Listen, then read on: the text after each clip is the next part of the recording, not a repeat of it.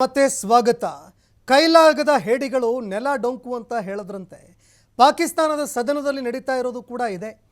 ಪಾಕಿಸ್ತಾನದ ಸರ್ಕಾರ, ರಕ್ಷಣಾ ಸಚಿವರು, ಪ್ರಧಾನಿಗಳು ತಮ್ಮ ಸದನದಲ್ಲಿ ಉತ್ತರನ ಪೌರುಷವನ್ನ ಮೆರಿತಾ ಇದ್ದಾರೆ. ಭಾರತದ ಕ್ಷಿಪಣಿಗಳನ್ನು ತಡೆಯುವಲ್ಲಿ ಪಾಕ್ ಏರ್ ಡಿಫೆನ್ಸ್ ಸಂಪೂರ್ಣವಾಗಿ ವಿಫಲವಾಗಿತ್ತು. ಇದನ್ನ ಜನರೂ ಕೂಡ ಹೇಳಿದ್ರು. ಎಷ್ಟು ಟಾರ್ಗೆಟ್ಗಳನ್ನು ಹೊಡೆದಿದ್ದಾರೆ ಭಾರತೀಯರು, ಪ್ರತಿಯೊಂದು ಟಾರ್ಗೆಟ್ಗಳು ಕೂಡ ಮಿಸ್ ಆಗದೆ ಆ ಟಾರ್ಗೆಟ್ಗೆ ಬಿದ್ದು ಚೂರಾಗಿಸಿದೆ ಅಂತ ಪಾಕಿಸ್ತಾನಿಗರೇ ಹೇಳಿದ್ರು. ಆದರೆ ಪಾಕಿಸ್ತಾನದ ರಕ್ಷಣಾ ಸಚಿವ ಖ್ವಾಜಾ ಆಸಿಫ್ ಅವರು ಇದಕ್ಕೆ ಸಂಬಂಧಪಟ್ಟಂತೆ ಸ್ಪಷ್ಟೀಕರಣ ಕೊಟ್ಟಿದ್ದಾರೆ. ಭಾರತದ ಕೆಲವು ಡ್ರೋನ್ಗಳನ್ನು ನಾವು ಹೊಡೆದು ಉರುಳಿಸಿದ್ದೀವಿ. ನಮ್ಮ ರಕ್ಷಣಾ ಕವಚ ಭಾರತಕ್ಕೆ ತಿಳಿಬಾರ್ದು, ಅದು ತಿಳಿದು ಹೋಗುತ್ತೆ ಅನ್ನೋ ಹಿನ್ನೆಲೆಯಲ್ಲಿ ಕೆಲವು ಡ್ರೋನ್ಗಳನ್ನು ನಾವು ಹೊಡೆದಿಲ್ಲ. ಇದವರ ಒಂದು ತಂತ್ರಗಾರಿಕೆ ಅಂತ. ಅವರ ಡಿಫೆನ್ಸ್ ಸಿಸ್ಟಮನ್ನೇ ನಾವು ಹೊಡೆದು ಹೋಗಿದ್ಬಿಟ್ಟಿದ್ದೀವಿ. ಅದೂ ಕೂಡ ಪಾಕಿಸ್ತಾನದ ಲಾಹೋರ್ವರೆಗೆ ಹೋಗಿ, ಅವರ ರಾಷ್ಟ್ರ ರಾಜಧಾನಿಗೆ ಹೋಗಿ ಅವರ ಏರ್ ಡಿಫೆನ್ಸ್ ಸಿಸ್ಟಮನ್ನು ಛಿದ್ರ ಮಾಡಿದ್ದೀವಿ. ಎದುರುಗಡೆ ನಿಂತು ಹೊಡಿತಾ ಇರಬೇಕಾದ್ರೆ ಆ ಏರ್ ಡಿಫೆನ್ಸ್ ಸಿಸ್ಟಮು ಮುಂದೊಂದು ಡ್ರೋನ್ ಬಂದು ನಿಂತಿದೆ ಅನ್ನುವಂಥದ್ದನ್ನು ಕೂಡ ನೋಡಿದೆ. ಸಂಪೂರ್ಣವಾಗಿ ಛಿದ್ರ ಆಗೋಯ್ತು. ಆದರೆ ಪಾಕಿಸ್ತಾನದ ರಕ್ಷಣಾ ಸಚಿವರು ಹೇಳ್ತಾ ಇರುವಂಥದ್ದು, ಈಗ ಅದಕ್ಕೆ ಸಂಬಂಧಪಟ್ಟಂತೆ ಸ್ಪಷ್ಟೀಕರಣ ಕೊಡ್ತಾ ಇದ್ದಾರೆ. ಇಲ್ಲ, ನಮ್ಮ ತಂತ್ರಗಾರಿಕೆ ತಿಳಿತಾ ಇತ್ತು, ರಕ್ಷಣಾ ಕವಚ ತಿಳಿದು ಹೋಗುತ್ತೆ ಅಂತ ಕೆಲವು ಡ್ರೋನ್ಗಳನ್ನು ನಾವು ಹೊಡೆದಿಲ್ಲ ಅಂತ ಹಾಸ್ಯಾಸ್ಪದ ಹೇಳಿಕೆ ಕೊಟ್ಟಿದ್ದಾರೆ.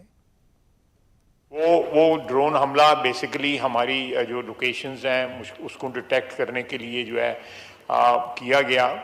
एक टेक्निकल चीज़ है जिसको मैं उस तरह एक्सप्लेन नहीं कर सकता, और इसलिए उनको इंटरसेप्ट ना किया गया ताकि हमारी लोकेशंस जो हैं वो लीक ना हो या वो लोकेट ना हो. कल का जो ड्रोन हमला हुआ, वो ड्रोन हमला बेसिकली हमारी जो लोकेशंस हैं उसको डिटेक्ट करने के लिए जो है किया गया.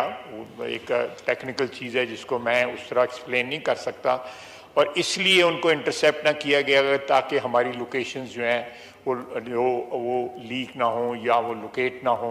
कल का जो ड्रोन. ಇನ್ನು ಖ್ವಾಜಾ ಆಸಿಫ್ ಅವರ ಮಾತುಗಳನ್ನು ಕೇಳಿಸ್ಕೊಳ್ತಾ ಇದ್ರೆ ತುಂಬ ಹಾಸ್ಯಾಸ್ಪದ ವಿಚಾರ ಇದು. ಇದು ನಮ್ಮ ಒಂದು ತಂತ್ರಗಾರಿಕೆಯಾಗಿತ್ತು.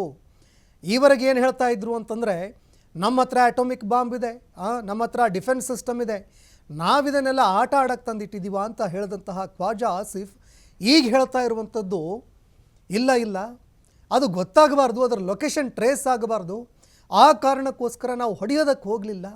ಏನು ಹೊಡಿತಾರೋ, ಎಲ್ಲಿ ಬೀಳುತ್ತೋ ಅಲ್ಲಿ ಬೀಳಲಿ ಅಂತ ಸುಮ್ಮನೆ ಕೂತಿದ್ರು ಅಂತ ಹೇಳ್ತಾರೆ.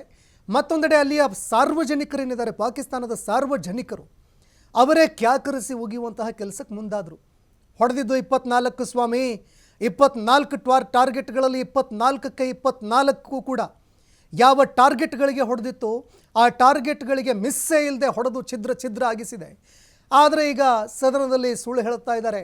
ಇನ್ನು ಪಾಕಿಸ್ತಾನದ ಪ್ರಧಾನಿಗಳು ಕೂಡ ಇಂತಹದ್ದೇ ಒಂದು ಹಸಿ ಸುಳ್ಳು ಹೇಳಿದರು. ಇಡೀ ಜಗತ್ತು ಒಂದು ಕ್ಷಣ ಇದಕ್ಕೆ ಹೊಟ್ಟೆ ಹುಣ್ಣಾಗುವಂತೆ ನಕ್ಕಿತ್ತು ಕೂಡ.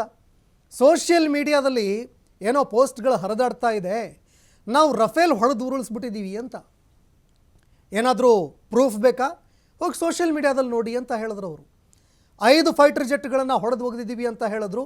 ಆದರೆ ಭಾರತ ಆ ರೀತಿ ಮಾಡದೆ F-16, ಅದೇ ರೀತಿಯಾಗಿ JF-16 ಅಂತಹ ಯುದ್ಧ ವಿಮಾನಗಳನ್ನು ಹೊಡೆದು ಉರುಳಿಸಿ ಪಾಕಿಸ್ತಾನಕ್ಕೆ ಅದರ ಯೋಗ್ಯತೆ ಏನು ಅಂತ ಹೇಳ್ತು.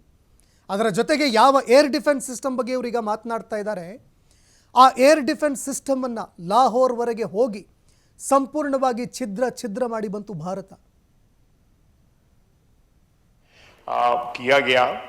एक टेक्निकल चीज़ है जिसको मैं उस तरह एक्सप्लेन नहीं कर सकता, और इसलिए उनको कल का जो ड्रोन हमला हुआ, वो ड्रोन हमला बेसिकली हमारी जो लोकेशंस हैं उसको डिटेक्ट करने के लिए जो है किया गया.